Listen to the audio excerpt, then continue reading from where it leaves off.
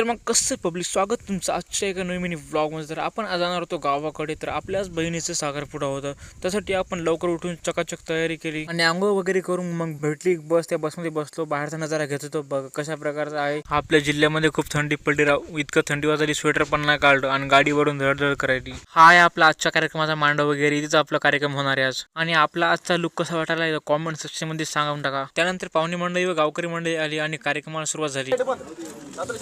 आमदार तेच लढू लागला, म्हणतात त्याला एक पुढं आणून बस म्हणलं खात. आम्ही बसतो कार्यक्रम पाहत.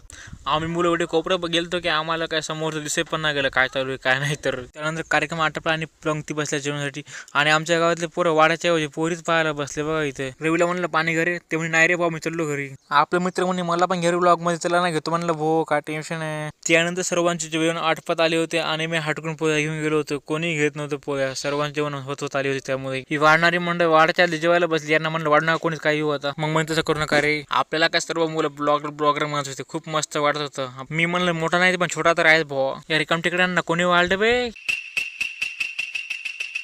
मग शेवटीच्या पंक्तीला मी पण बसलो आणि घेतलं जेवण करून. तर फोटो शूट वगैरे चालू झाला होता, तर मी पण घेतला एक फोटो काढून. आणि अशा प्रकारे आजचा कार्यक्रम संपन्न झाला. तर आपण भेटूया पुढच्या ब्लॉग मध्ये. Thank you so much for watching. Bye.